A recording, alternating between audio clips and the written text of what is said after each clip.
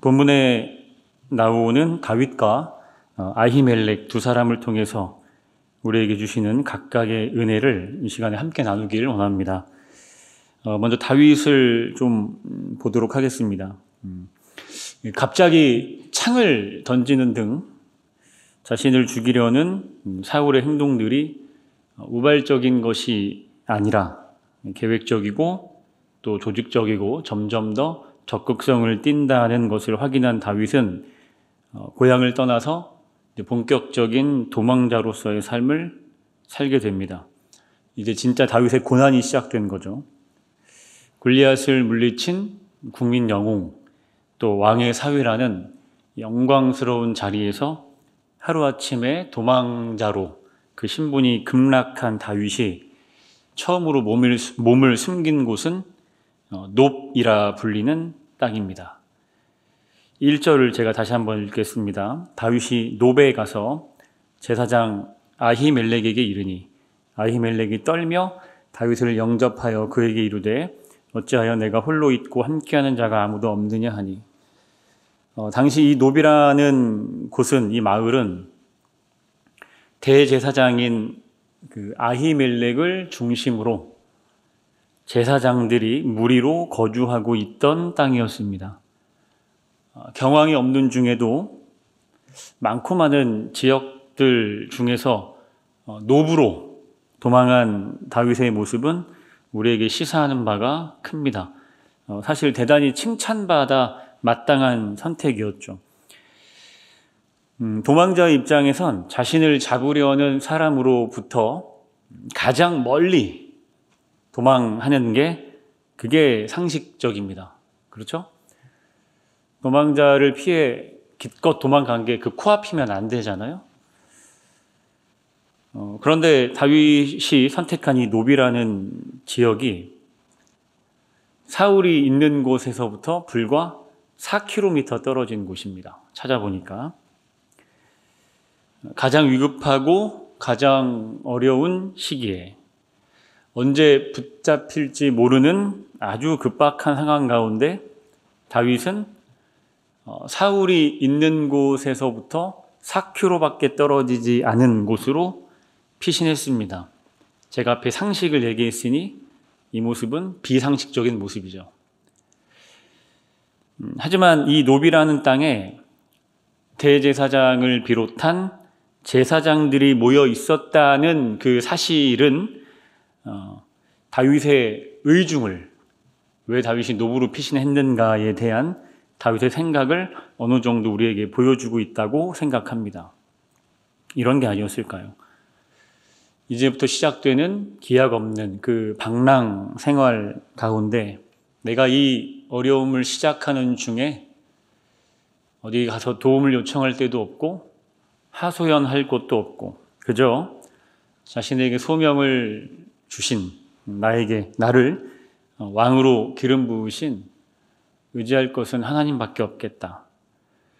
이제부터 더더욱 하나님만 의지하고 모든 것을 주님께 맡겨야 되겠다. 그리고 훗날 내가 어떻게 이제 계획을 가지고 살아야 하는지 여쭤봐야 되겠다. 이런 의도가 아니었을까. 오늘날로 굳이 환원한다면 막막할 때 가장 먼저 교회로, 답답할 때 가장 먼저 기도의 자리로 나온 모습과 같을 겁니다.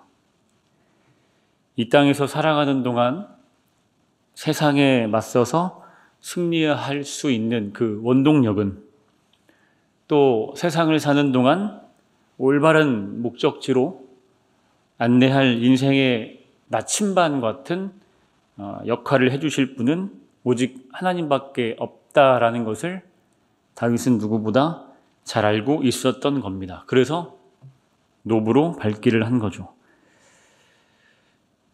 가장 위급한 상황 가운데 그런 생각을 했다는 점과 또 위험을 무릅쓰고 그 생각을 행동으로 옮겼다는 점에 저는 다윗의 위대함이 있다고 생각합니다. 그리고 우리에게 적용해야 되겠죠? 사랑하는 성도 여러분, 하나님만 의지합시다. 급할수록, 위기라고 생각될수록, 앞이 깜깜할수록 하나님만 의지하는 우리 귀한 성도님들 되시길 간절히 소망합니다. 하지만 이때 다윗은 동시에 연약한 모습도 보였습니다.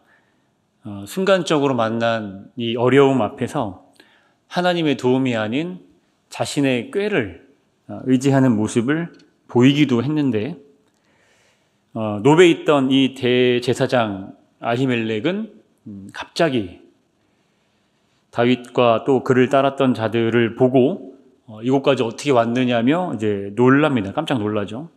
그때 다윗이 거짓말로 둘러댑니다. 사실 성경에 나와 있지는 않지만 정황상 이 아히멜렉이 다윗이 지금 어떤 처지인지 알았을 거라는, 알고 있었을 거라는 그럴 확률이 높습니다. 어쨌든 다윗이 거짓말을 하는데요. 그 거짓말한 내용이 2절입니다. 제가 2절을 다시 한번 읽겠습니다. 다윗이 제사장 아히멜렉에게 이르되 왕이 내게 일을 명령하고 이르시기를 내가 너를 보내는 것과 내게 명령한 일은 아무것도 사람에게 알리지 말라 하시기로 내가 나의 소년들을 이러이러한 곳으로 오라고 말하였나이다. 그러니까 무슨 거짓말입니까? 지금 사울왕이 자신에게 비밀 임무를 맡겼다. 그래서 그 임무를 수행하는데 많은 사람들이 알면 안 되기 때문에 지금 자신이 이렇게 비밀리 움직이고 있는 거다. 지금 이렇게 거짓말을 합니다. 아히멜렉이 이 다윗의 거짓말을 알고 있었는지, 진짜로 속은 건지 성경에서 말하고 있지는 않지만 분명한 건 다윗의 그 거짓말 때문에, 그 말 때문에 아히멜렉이 다윗을 도와줬다는 거예요. 며칠을 굶고 있던 다윗과 그 일행들에게 음식을 내어줍니다. 그런데 이게 큰 문제가 돼요. 다윗이 돌아가고 얼마 뒤 다윗을 도왔던 아히멜렉을 포함한 노베에 거하던 제사장들이 사울의 손에 떼죽음을 당합니다. 반역에 동참했다는 이유로, 반역자를 도왔다는 이유로 수십 명의 제사장들이 죽은 거죠. 위급한 상황이었던 것은 절대 부인할 수 없습니다. 우리가 다 인정할 수밖에 없어요. 그렇지만 다윗은 자신의 거짓말로 인해 다른 사람들에게 피해가 갈 수 있다는 것은 미처 생각하지 못했습니다. 역사에 만약이라는 것은 없지만, 만약 당시 내가 이러이러한 어려움 가운데 처해 있습니다. 좀 도와주실 수 있습니까? 이렇게 솔직히 말하고 도움을 구했었어도 이러한 결과가 만들어졌을까 한번 생각해 보게 되는 거죠. 정리하면 어려움 앞에서 하나님을 의지하기로 결정한 다윗의 모습은 우리가 깊이 새겨야 할 점이지만, 동시에 어려움 앞에서 인간적인 꾀를 내어 해결하고자 했던 다윗의 모습은, 또 그로 인한 비극적인 결과는 우리가 온전히 하나님을 섬긴다는 게 무엇인지, 온전히 하나님을 의지한다는 게 무엇인지 다시 한번 생각해 보게 하는 문제인 것 같습니다. 특히 다윗이 그 거짓말로 인해 다른 이들이 어려움을 겪는 이 모습에선 이 땅을 살아가고 있는 저와 여러분들, 우리 믿는 자들이 참 하나님의 사람답게 행동하지 못할 때 오는 악영향에 대해서도 깊이 생각할 수 있어야 합니다. 우리는 연약하기 때문에, 또 죄를 가지고 있는 아주 연약한 인간이기 때문에 삶의 어려움을 만나면 본능적으로 그것을 극복하기 위해서 내가 할 수 있는 모든 수단을 다 동원하게 되죠. 아히멜렉 앞에서 순간적으로 거짓말을 했던 다윗처럼 꾀를 쓰고 사람을 의지하고 환경을 의지하고 내 능력을 의지하면서 그렇게. 그러나 사랑하는 성도 여러분, 저를 포함한 여러분 한 사람 한 사람은 단순히 교회 다니는 일인이 아닙니다. 나 하나쯤이야 하는 그런 생각을 상상으로도 해서는 안 되는 사람들이죠. 왜냐하면 여러분이 곧 교회고 여러분이 곧 예수 그리스도의 모형이기 때문입니다. 우리의 착한 행실 하나 때문에 하나님의 이 땅에서의 사업이 부흥할 수도 있고, 저와 여러분의 그렇지 못한 행동과 말과 생각 때문에 어마어마한 부정적인 일들이 일어날 수도 있는 거죠. 다시 말하면 우리는 상당한 영향력을 가지고 있다라는 것입니다. 이걸 인지하지 못하고 그저 나 한 사람을 예수 믿는 한 사람으로 여기며 살아간다면 오늘 다윗이 한 실수, 그 결과가 나를 통해서도 일어나지 말라라는 법은 없죠. 우리가 많이 알고 있지 않습니까? 한 사람의 거룩함 때문에 그 민족이 살기도 하고, 한 사람의 타락 때문에 한 민족이 쇠퇴하기도 하고, 그 한 사람이 저와 여러분일 수도 있다라는 것을 우리는 늘 인지하면서 살아야 합니다. 그래서 여러분의 가정이 결국은 교회의 소망이고요, 우리들 한 사람 한 사람이 이 나라와 민족의 소망이라는 것을 가슴에 깊이 새기며 그렇게 매일매일 무겁게 살아가야 하는 것입니다. 이제 다윗을 도왔던 제사장 아히멜렉을 한번 살펴보기를 원합니다. 4절입니다. 제가 읽어드릴게요. 제사장이 다윗에게 대답하여 이르되 보통 떡은 내 수중에 없으나 거룩한 떡은 있나니, 이렇게 이야기를 합니다. 보통 떡은 뭐고 거룩한 떡은 뭔가요? 이름은 아닐 테고, 보통 떡은 우리가 아는 일반적인 떡입니다. 말 그대로 음식이죠. 근데 여기서 이제 거룩한 떡이라는 건 안식일마다 하나님께 드리기 위해 새로 이제 구워내는 그런 이제 음식입니다. 하나님께 드린다, 하나님께 진설한다. 그래서 진설병이라고도 하죠. 그런데 이 거룩한 떡은 어떤 매뉴얼이 있었습니다. 먹는 규례, 매뉴얼이 있어요. 이 음식은 제사장과 그의 자손들만 먹을 수 있습니다. 진설병에 대한 매뉴얼이에요. 아무나 먹을 수 없습니다.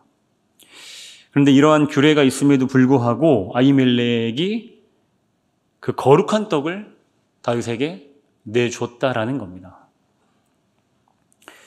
정해진 규례가 있는데, 분명히 정해진 규례가 있는데 그걸 어겼으니까, 특히 다른 사람도 아니라 제사장이 직접 범한 일이기 때문에 이건 변명의 여지가 없는 잘못입니다. 그 순간 하나님이 진노하셔서 제사장을 죽여도 뭐 할 말이 없어요. 그런데 이상한 건 성경 어디를 봐도 이 부분에 대해서 한마디도 언급하고 있지 않다는 겁니다.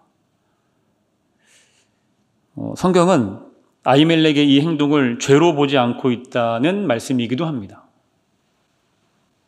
그렇다면 이제 우리 안에서 뭔가 막 질문이 나와야 돼요. 아니, 그러면 그 하나님의 말씀은, 그 하나님의 규례라는 건 코에 걸면 코걸이고 귀에 걸면 귀걸이고 뭐 그런 겁니까? 이런 이제 질문이 좀 나와야 되는데 그렇지 않죠. 여기서 우리는 그 하나님의 규례와 관련해서, 하나님의 명령, 말씀과 관련해서 굉장히 중요한 사실을 하나 기억해야 될 필요가 있습니다. 이 본문에서부터 이제 상당한 기간이, 그러니까 몇천 년의 시간이 흐른 뒤에 예수님께서 오늘 본문의 이 사건을 언급하신 일이 있어요. 마태복음에 보면 내용이 이렇습니다. 이제 제자들이 예수님과 함께 그 안식일에 밀밭을 지나다가 이제 이삭을 잘라 먹은 사건이에요. 배가 고파서 였거나. 근데 이제 그건 좀 그렇죠. 배가 고프다고 그거 몇 알 이렇게 먹는다고 뭐 그게 해결이 되겠습니까? 제가 봤을 땐 습관적인 것 같은데. 우리 그냥 이렇게 뭐 꽃길 가다가 이렇게 툭 치면서 이렇게 지나가잖아요. 그런 습관적인 게 아니었을까. 그런데 이제 그 모습을 기가 막히게 이제 본 바리새인들이 예수님께 시비를 겁니다. 이들은 예수님을 졸졸 따라다녔거든요. 어떻게 해서든 시비거리를 찾기 위해서. 아주 제대로 걸린 거죠. 당신 제자들이 안식일에 하지 말아야 할 행동을 했습니다. 저희가 똑똑히 봤고요. 어떻게 하실 겁니까? 막 공격이 들어오는 거예요. 율법의 잣대를 엄격하게 된 맞는 말입니다. 변명의 여지가 없어요. 맞는 말이에요. 꼬리에 꼬리를 물며 공격하려는 분명한 의도가 있기 때문에 제가 만약에 그 상황이면 꼬리를 잘라야 되잖아요. 아유, 죄송합니다. 저희 제자들이 그만 실수로. 아유, 죄송합니다. 다시는 이런 일이 없도록 제가 잘 가르치겠습니다. 뭔가 이렇게 이제 꼬리 자르기를 하고 여기서 끝내야 되는데, 그게 지혜로울 수도 있는데, 바로 그때 예수님이 오늘 본문의 이 사건을 언급하시면서 당시로서는 엄청난 말씀을 하십니다. 그게 마태복음 12장에 있는데 3절과 4절 말씀을 제가 읽어드리겠습니다. 예수께서 이르시되 다윗이 자기와 그 함께한 자들이 시장할 때에 한 일을 읽지 못하였느냐? 그가 하나님의 전에 들어가서 제사장 외에는 자기나 그 함께한 자들이 먹어서는 안 되는 진설병을 먹지 아니하였느냐? 너희 그 사건 모르냐? 그리고 뒤이어 하신 말씀이 이제 당시로서는 받아들일 수 없는 정도의 엄청난 말씀이었죠. 그게 7절인데 오늘 말씀의 제목이기도 한 나는 자비를 원하고 제사를 원하지 아니하노라 라는 말씀입니다. 무슨 말씀인지 저희는 알죠. 나는 자비를 원하고 제사를 원하지 아니하노라. 간단히 정리하면 사랑이 율법 위에 있다라는 말씀입니다. 사랑의 실천이 율법의 완성이다라는 말씀입니다. 그 율법의 참된 목적은 사랑의 실천에 있다는 거죠.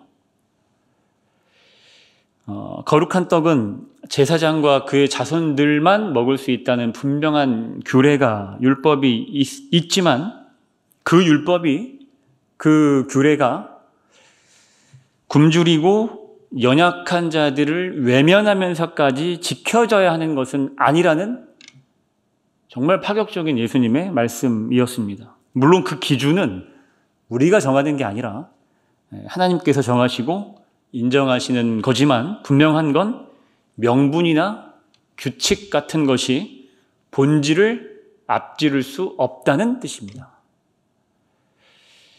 이걸 우리에게 이제 적용을 해보면 금방 알 수 있는데요. 우리가 이제 예전이라 부르는 것들이 있습니다. 예전이라 부르는 것들. 예배의 이제 어떤 형식 같은 거죠. 순서 같은 거.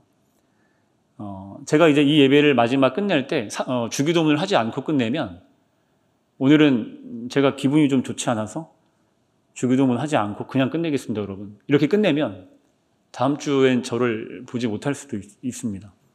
굉장히 중요한 거예요, 이 순서는. 해야 합니다, 반드시. 이제 그런 걸 예전이라고 해요, 쉽게 말하면. 예배에 정해진 틀, 예배에 정해진 순서나 룰 같은 거죠.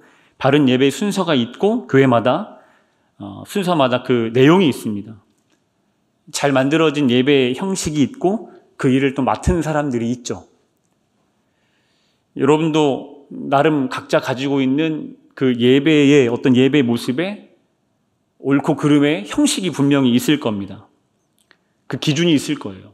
그리고 우리는 보통 그러한 기준과 그러한 형식이 잘 갖춰진 교회들을 좋은 교회다라고 말하는 경우가 많습니다. 그런데 여기에 오늘 본문은 아니었지만 예수님의 말씀을 한번 적용을 해보면 이렇게 얘기가 바뀌게 되겠죠. 아무리 훌륭한 예전을 갖추고 있는 교회, 아무리 좋은 시스템을, 아무리 좋은 환경을 가진 교회라 할지라도 그곳에 자비가 빠져 있다면, 그곳에 사랑이 빠져 있고 이해와 공감과 관심과 따뜻함, 함께 울고 함께 웃는 어떤 그러한 정신들이 빠져 있다면 그 예배는 헛된 것이라는 겁니다. 무쓸모라는 거예요. 저희 이 말을 연하는 목사는 그러면 예전을 별로 중요하지 않는 사람인가 보다 이렇게 오해하시면 제가 섭합니다. 틀, 룰, 형식 굉장히 중요합니다. 하지만 이 예전이 잘 갖춰진 공동체라 할지라도 율법의 본질, 율법의 최종 목적인 사랑, 자비, 겸손, 순종, 희생, 감사 이런 것들이 빠져 있다면 안식일을 율법의 기준에 맞춰 잘 지켰지만 본질을 잃어버렸기 때문에 예수님으로부터 저주받았던 회칠한 무덤이다라고 저주받았던 바리새인들과 다를 바가 없다는 것을 우리가 한 번 더 기억하자는 거예요. 우리에게도 적용해 볼 수 있습니다.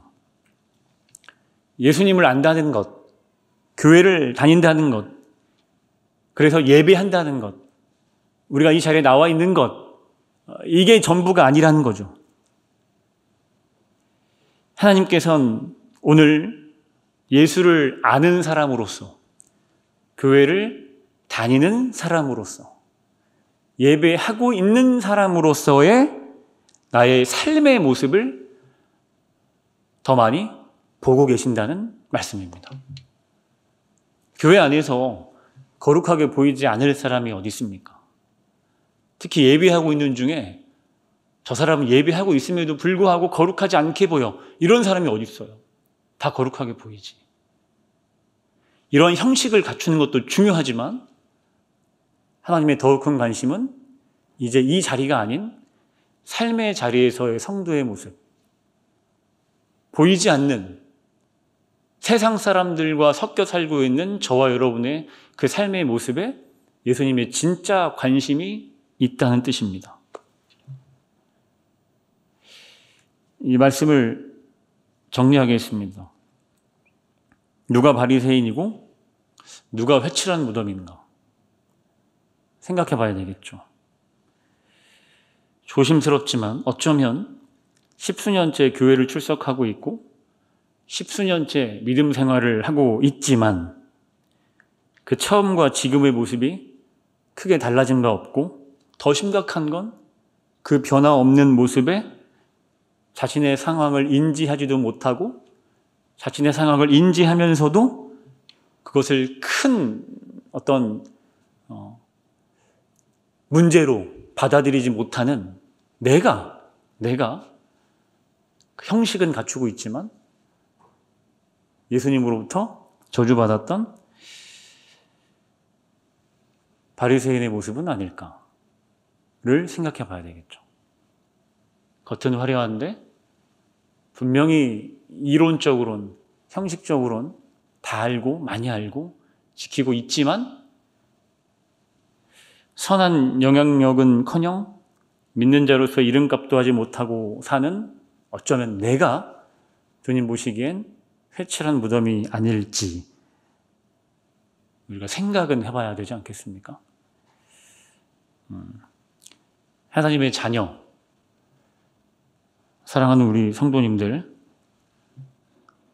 저를 포함해서 하나님께 부끄럽지 않을 그러한 열매를 맺기 위해 결단하길 소망합니다. 저의 개인적인 신앙 어떤 고백이고 목표인데 마지막 우리가 주님을 만나는 그 순간을 이제 가끔씩 상상해 봅니다. 뭐 그냥 상상이에요. 제가 상상하는 바는 예수님이 저기 앞에 딱 서 계시고 우리가 줄을 쭉 길게 쓰는 거예요. 마치 유명한 식당에 대기하는 것처럼. 한 사람한테는 예수님을 만납니다. 어떤 사람은 책망을 듣기도 하고 어떤 사람은 우리가 많이 이야기하듯 정말 잘했다. 충성된 종아. 안아주시기도 하고.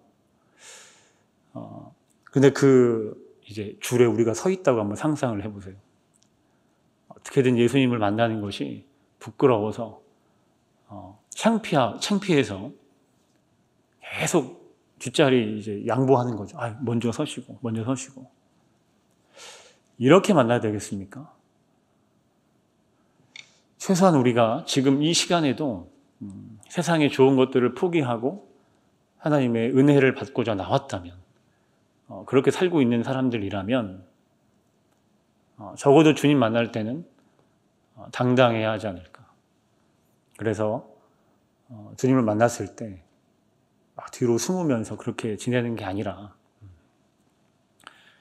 주님 보셨죠? 제가 세상을 살 때 어떻게 살았는지 보셨죠? 저 잘했다고 한번 안아주세요. 뭔가 이렇게 얘기할 수 있는 그러한 사람이 되어야 되지 않을까. 저부터 그렇게 못하고 있기 때문에 혼자 상상하는 거예요. 언젠간 내가 주님을 만날 텐데 그때 부끄러워하는 신앙이 아니었으면 좋겠다.